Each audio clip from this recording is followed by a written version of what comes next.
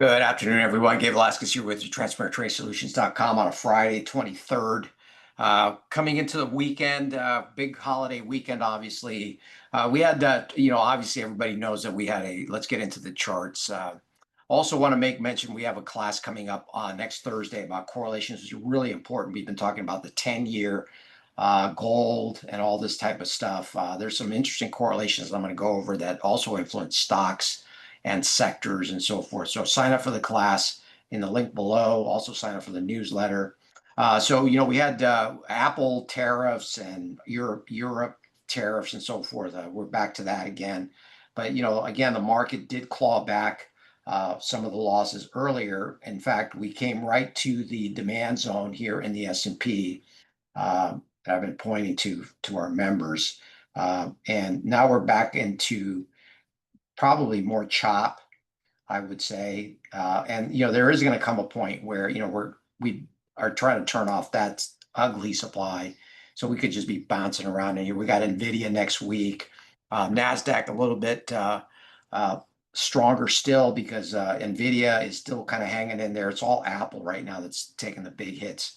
And we'll see if these levels down in here, the gap and so forth, hold up.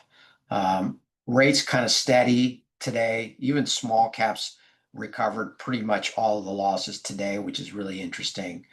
This could be an emerging trade here. Everybody knows about Bitcoin. It is coming off the highs. Whether that's another peak, every time it makes a new high, it pulls back hard. So we'll see there. Rates, we know where they're at right now, 4.5. Really, next week we have some bond auctions and so forth.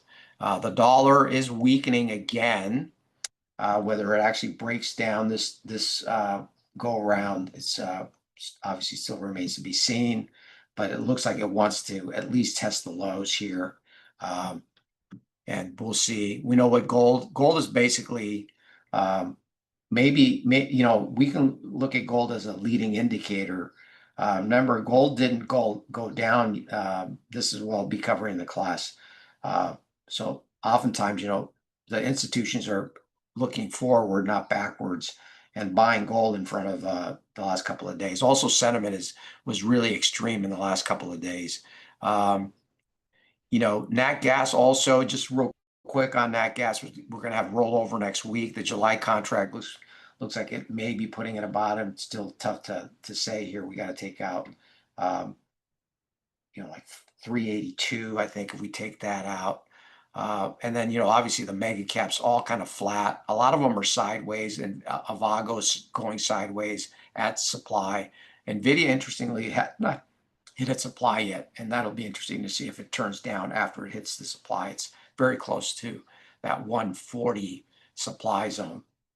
So that pretty much summarizes the week. Have a great weekend. Again, sign up for the newsletter, sign up for the class, and I'll be back on Tuesday. Take care.